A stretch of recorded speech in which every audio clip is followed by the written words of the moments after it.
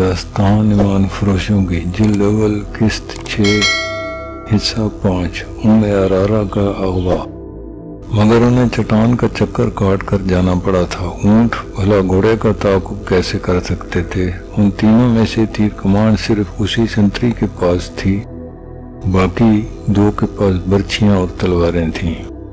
اس جگہ پہنچے تو وہاں 2 لاشوں کے سوا کچھ بھی نہ تھا۔ سودانی حبشی لڑکی کو بھی لے گئے اور اپنے مرے ساتھیوں کے گھوڑے بھی۔ شتر سواروں نے تعاقب میں اونٹ دوڑائے، لیکن وہ ٹیلوں اور چٹانوں کا علاقہ تھا، راستہ ٹیڑھا میڑھا تھا۔ انہیں بھاگتے گھوڑوں کے ٹاپو سنائی دے رہے تھے جو دور ہوتے گئے اور خاموش ہو گئے۔ شتر سواروں نے دونوں لاشیں اونٹوں پر لادیں اور واپس آ گئے۔ انہیں معلوم نہ تھا کہ یہ لاشیں کس کی ہیں۔ یہ عام قسم کے گردہ فروشوں کی بھی ہو سکتی تھیں جنہیں اٹھانا ضروری نہیں تھا، لیکن لڑکی چونکہ خلیفہ کی معلوم ہوتی تھی اس لیے لاشیں اٹھانا ضروری سمجھا گیا تاکہ معلوم ہو سکے اغواکار کون ہے۔ صلاح الدین ایوبی پریشانی اور غصے کے عالم میں ٹہل رہا تھا۔ اس کے مشیر اور معتمد بیٹھے تھے، یہ اس کے دوست بھی تھے جو سر جھکائے بیٹھے تھے۔ سلطان ایوبی اپنے آپ کو ہمیشہ قابو میں رکھتا، جذباتی نہ ہوتا، غصہ پی جایا کرتا اور تحمل سے سوچ کر فیصلہ کیا کرتا۔ ایسے حالات نے بھی اسے آزمایا تھا جن میں جابر سے جابر جنگجو بھی ہتھیار ڈال دیتے ہیں۔ معاصروں میں بھی لڑا تھا اور اس حال میں بھی معاشرے میں رہا تھا کہ اس کے سپاہیوں کے حوصلے ٹوٹ گئے تھے، قلعے میں کھانے پینے کے لیے بھی کچھ نہ رہا تھا اور سپاہیوں کے ترکش بھی خالی ہو گئے تھے۔ اس کے سپاہی اس انتظار میں تھے کہ وہ ہتھیار ڈال کر انہیں اذیت اور موت سے بچا لے گا، لیکن سلطان ایوبی نے نہ صرف اپنا حوصلہ مضبوط رکھا تھا بلکہ سپاہیوں میں بھی نئی روح پھونک دی تھی۔ مگر اس روز سلطان ایوبی کو خود پر قابو نہیں رہا تھا، چہرے پر غصہ بھی تھا، گھبراہٹ بھی۔ یہی وجہ تھی کہ سب خاموش بیٹھے تھے۔ اس نے کہا، آج پہلی بار میرا دماغ میرا ساتھ چھوڑ گیا ہے۔ اس کے نائب سالار الناصر نے کہا، کیا یہ ممکن نہیں کہ آپ خلیفہ کے اس پیغام کو نظر انداز کر دیں؟ سلطان نے کہا، میں اسی کوشش میں مصروف ہوں، لیکن الزام کی نوعیت تو دیکھو جو مجھ پر عائد کیا گیا ہے۔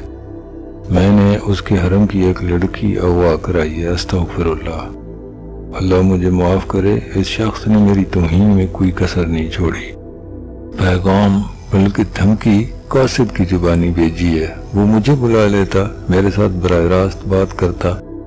شداد نے کہا، میں بھی یہی مشورہ دوں گا کہ اپنے آپ کو ٹھنڈا کیجیے۔ سلطان نے کہا، میں سوچ یہ رہا ہوں کہ کیا واقعی حرم سے کوئی لڑکی اغوا ہوئی بھی ہے یا نہیں؟ یہ جھوٹ معلوم ہوتا ہے، اسے پتہ چل گیا ہوگا کہ میں نے خطبے سے اس کا نام نکلوا دیا ہے۔ اس کے جواب میں اس نے مجھ پر یہ الزام لگایا کہ میں نے اس کے حرم کی ایک لڑکی اغوا کرائی ہے، انتقام لینے کی کوشش ہے۔ سلطان نے عیسیٰ الحقاری فقیہ سے کہا، ایک حکم نامہ مصر کی تمام مسجدوں کے نام جاری کر دو کہ آئندہ کسی مسجد میں خطبے میں خلیفہ کا ذکر نہیں کیا جائے گا۔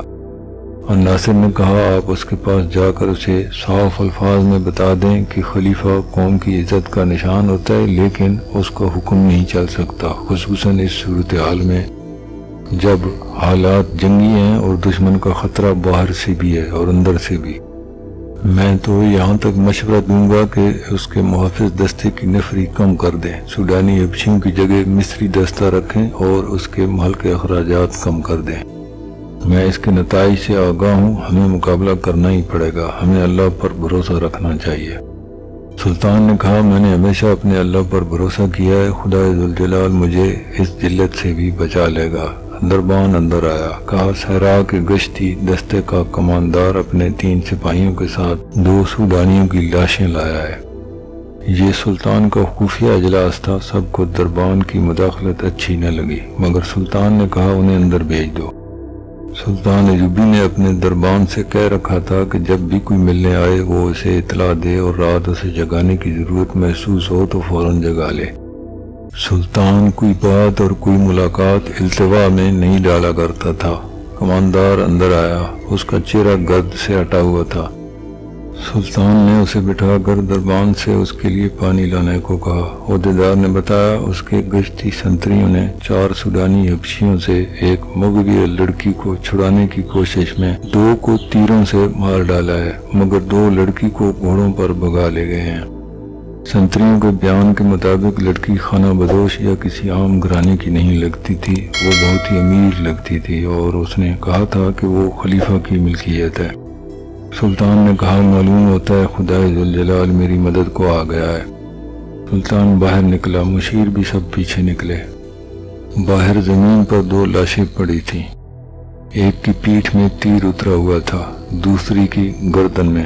پاس 3 سپاہی کھڑے تھے۔ انہوں نے امیر مصر کو، جو ان کا سالار اعلیٰ بھی تھا، شاید پہلی بار دیکھا تھا۔ وہ فوجی انداز سے سلام کر کے پیچھے ہٹ گئے۔ سلطان نے ان کے سلام کا صرف جواب ہی نہیں دیا بلکہ ان سے ہاتھ ملا کر پوچھا، یہ شکار کہاں سے مار لائے ہو مومنو؟ تیر مارنے والے سنتری نے سارا واقعہ تفصیل سے سنا دیا۔ سلطان ایوبی نے اپنے مشیروں سے پوچھا، کیا یہ ممکن ہے کہ وہ لڑکی خلیفہ کی ہی داشتہ ہو؟ علی نے کہا معلوم یہی ہوتا ہے۔ ان کے خنجر دیکھیے۔ اس نے 2 خنجر سلطان ایوبی کو دکھائے۔ جس وقت سپاہی واقعہ سنا رہا تھا علی لاشوں کی تلاشی لے رہا تھا۔ انہوں نے سوڈان کا قبائلی لباس پہن رکھا تھا، کپڑوں کے اندر ان کے کمر بند تھے جن کے ساتھ ایک خنجر تھا۔ یہ خلیفہ کے حفاظتی دستے کے خاص ساخت کے خنجر تھے، ان کے دستوں پر قصر خلافت کی مہریں لگی تھیں۔ علی بن سفیان نے کہا اگر انہوں نے یہ خنجر چوری نہیں کیے تو یہ دونوں قصر خلافت کے حفاظتی دستے کے سپاہی ہیں، تو کہا جا سکتا ہے کہ لڑکی وہی ہے جو خلیفہ کے حرم سے اغوا ہوئی اور اغوا کرنے والے خلیفہ کے محافظوں میں سے ہیں۔ سلطان نے کہا لاشیں اٹھواؤ اور خلیفہ کے پاس لے چلو۔ علی نے کہا پہلے یقین کر لیا جائے یہ واقعی خلیفہ کے محافظوں میں سے ہیں، اور وہاں سے چلا گیا۔ کچھ ہی دیر میں علی بن سفیان کے ساتھ قصر خلافت کا ایک کماندار آ گیا۔ اس نے لاشیں دیکھتے ہی بتا دیا کہ یہ دونوں محافظ دستے کے سپاہی ہیں، گزشتہ 3 روز سے چھٹی پر تھے۔ ان کی چھٹی 7 دن رہتی تھی۔ سلطان نے پوچھا کوئی اور سپاہی بھی چھٹی پر ہے؟ جواب ملا 2 اور ہیں۔ سلطان نے پوچھا کیا وہ بھی ان کے ساتھ چھٹی پر گئے تھے؟ کماندار نے جواب دیا جی، اکٹھے گئے تھے اور اگلے انکشاف سے سب کو چونکا دیا۔ یہ سوڈان کے اس قبیلے سے تعلق رکھتے ہیں جو خون خواری میں مشہور ہے۔ ان میں فرعونوں کے وقت کی کچھ رسمیں چلی آ رہی ہیں۔ یہ قبیلہ ہر 3 سال بعد ایک جشن مناتا ہے۔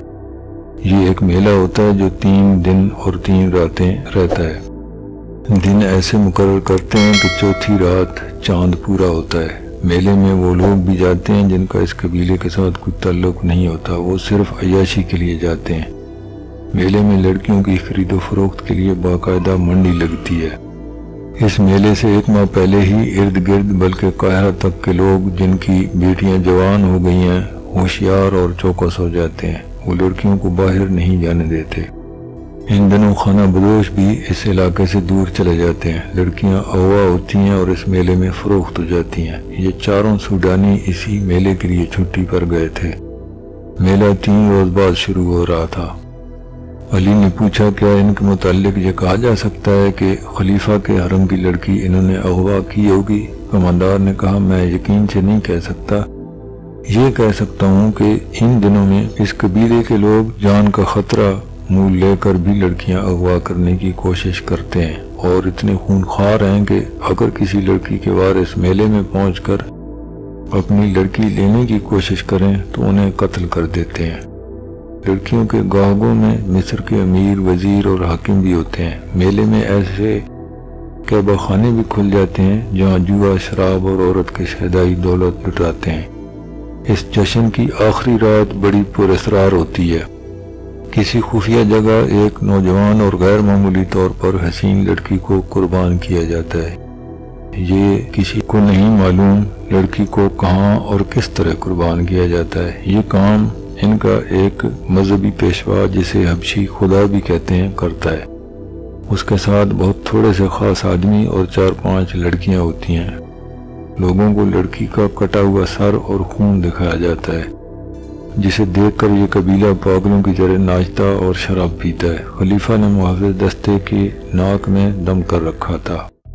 سارا دستہ دھوپ میں کھڑا تھا۔ سورج غروب ہونے میں کچھ دیر باقی تھی۔ اس دستے کو صبح کھڑا کیا گیا تھا۔ کمانداروں اور عہدیداروں کو بھی کھانے کی اجازت دی گئی تھی، نہ پانی پینے کی۔